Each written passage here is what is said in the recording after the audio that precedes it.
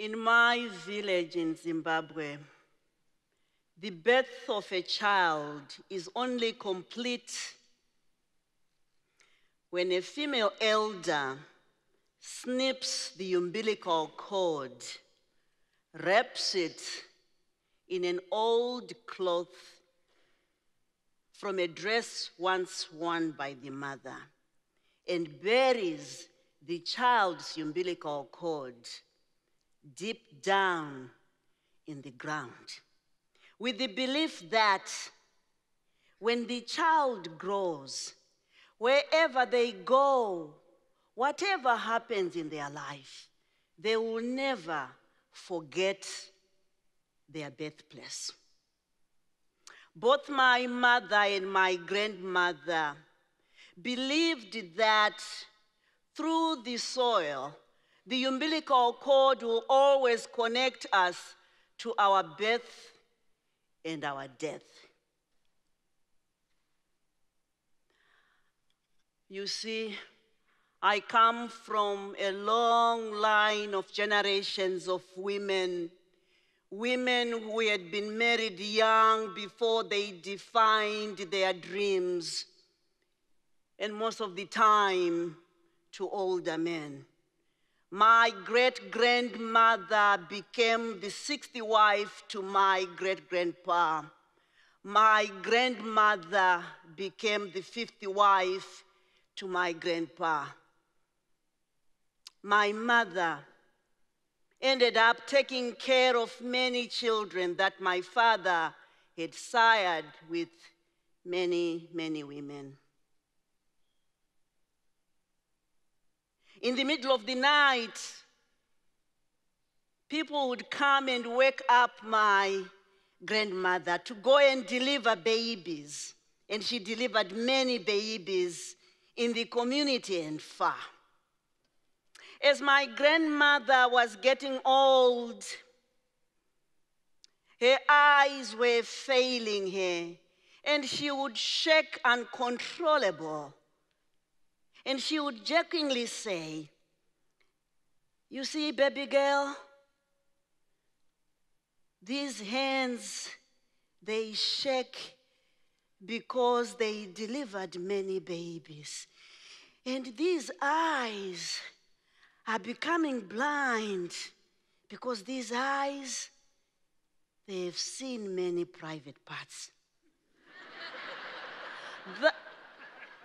That got me thinking, if my grandmother had been educated, maybe she would have become one of the best gynecologists in my community, if not the whole world. I grew up during the war that liberated my country. I remember listening to one of the freedom fighters during the war, and he said, "To educate is to empower is to liberate, and to liberate is to enable individuals to have dignity."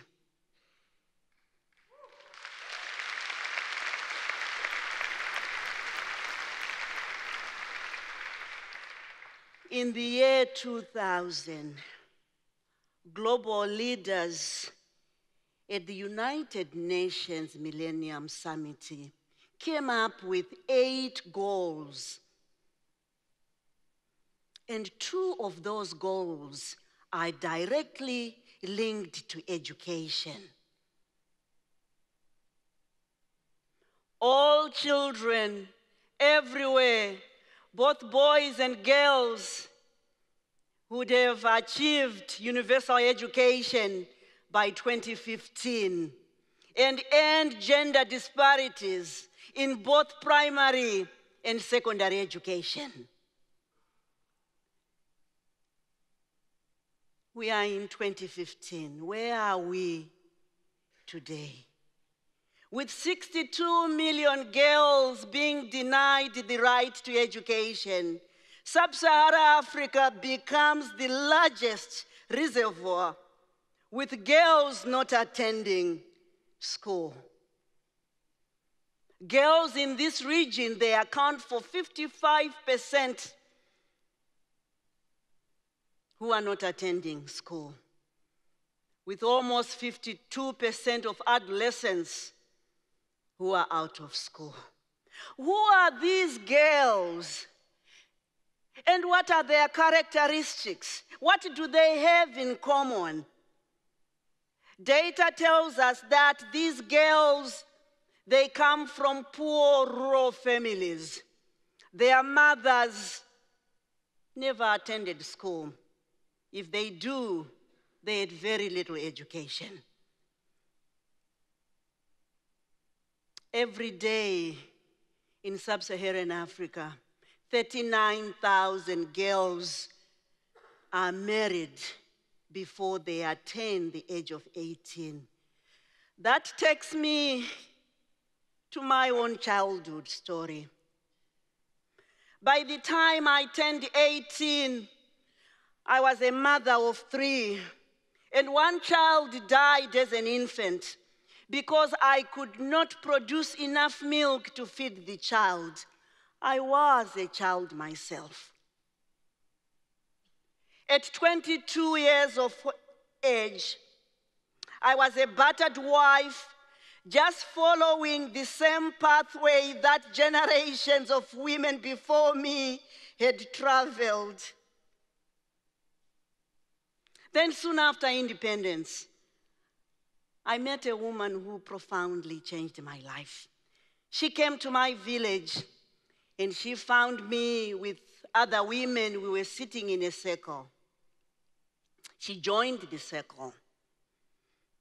She started talking about education and how her organization is changing the lives of many women. Women who did not have an education, but because of this organization's intervention, women were getting their education and able to send their own children to school. Wow. I had never heard anyone talking about education for older women like me, battered, hopeless. Other women started talking as they were communicating with this stranger. I kept quiet. The stranger looked at me and she said, "You have been quiet. What are your dreams?" Me having dreams?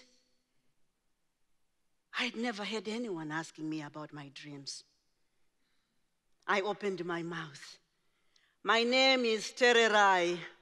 I want to have an education. I want to have an undergraduate degree. I want to have a master's, and I want to have a PhD. Silence followed my declaration. I could feel the other women asking, "How can that be possible? What about your children? What about the abusive husband?" I don't even know where I got the courage to share my dreams. Later, I learned the woman's name was Jolak.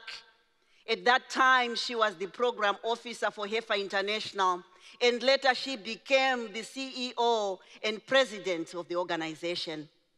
I ran to my mother, and I told my mother what had happened. My mother said,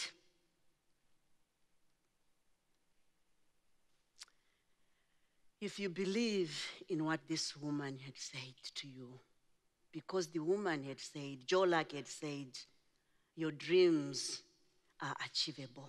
And she kept on emphasizing the word achievable, which means tinogona in my language. So my mother said, "If you believe in what this woman has said to you, and you desire these dreams, and you work hard to achieve these dreams, not only are you defining who you are, but you are also defining every life that comes out of your womb and generations to come. Tererai, write down your dreams and bury them the same way we bury the umbilical cord." I wrote my dreams. I want to go to America. I want to have an undergraduate degree, a master's, and a PhD. My mother said, read back your dreams to me. And I did. And my mother said, your dreams will have greater meaning when they are tied to the betterment of your community. That's what makes life meaningful. And she handed me an old can where I wrapped my dreams and I buried my dreams. It took me 8 years to achieve my GED. 8 years of abuse, 8 years of struggling to get the next tuition for the next class that I needed to correspond. But 8 years of never giving up. A year after I achieved my GED, I found myself at Oklahoma State University, where I completed my undergraduate in agriculture and my master's in plant pathology. 20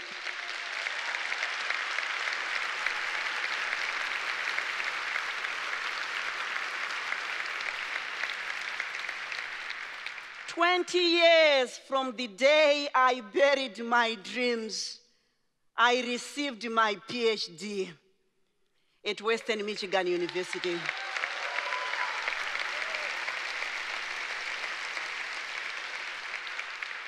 I remember walking to the podium to receive that paper that now says, you are a PhD holder. I felt like a lawyer who addressed her case to the world. And if there are lawyers and prosecutors in this room, please forgive me. And here was my closing statement. If we give opportunities to those who are marginalized and torn down by the social ills of our time, they can achieve their dreams. If we give opportunities to women and girls, if we give them an opportunity for an education, it will be the best investment any country could do.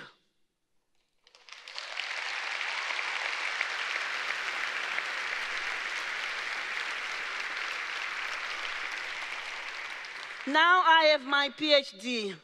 How on earth was I going to fulfill my fifth dream? The dream of giving back to my community. The dream that my mother said, your dreams will have greater meaning when they are tied to the betterment of your community. Then an idea came. I remember Joe Lack using the word, it is achievable. In my language, it means tinogona. I designed my own t-shirts. And I had the words tinogona, it is achievable. I was ready to go and sell these t-shirts and make millions of money and go and change the lives of women in my village. I was going to be a champion. But guess what? I only sold 20 t-shirts. And mostly to my friends. I realized I didn't have a marketing degree.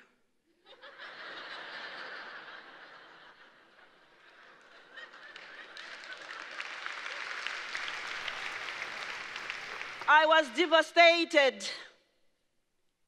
Then I got a phone call, the most memorable phone call of my life, a phone call from Oprah Winfrey.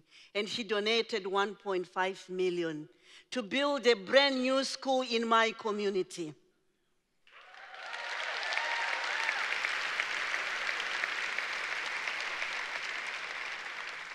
In the past 3 years that we have been in partnership with Oprah Winfrey and Save the Children, our foundation has impacted almost 6,000 children who are getting better education.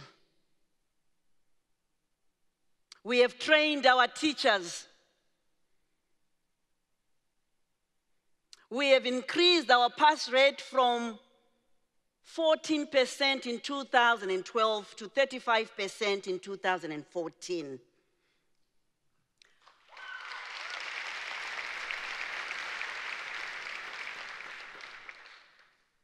Our girls' reading with comprehension has improved from 2% to 20%. In 55 years, this school had never had a student going to a university. And this semester, I just walked one student to one of the most prestigious universities in the country.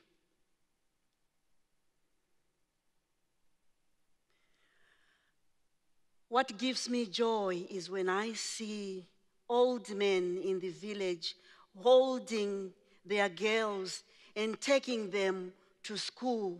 One day, this old man comes to me holding his 8-year-old daughter. With tears streaming down his face, he says, "Tererai, can she be just like you?" In that moment, I realized not only are we improving education, but we are also transforming communities. We love talking about empowering women and girls because ultimately we are expressing our desire to right the wrongs that these women and girls are subjected to in our society. But those aspirations are shadowed not only by the policies we make, but also by the decisions that we make at individual level. You know, Chief Seattle wisely noted, humankind has not woven the web of life. We are one thread within it. Whatever we do to the web, we are doing it to ourselves. All things are bound together. All things connect. Our survival is tied to the survival of others. Ladies and gentlemen, I come here to TED to bury a dream in your heart.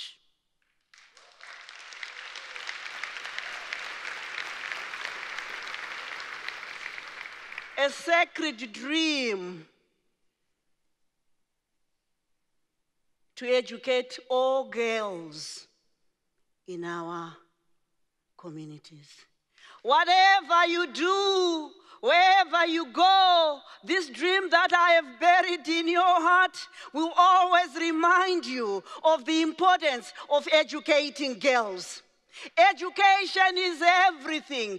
Education gives us dignity. Education liberates. It liberates the girl child. It could have liberated my grandmother.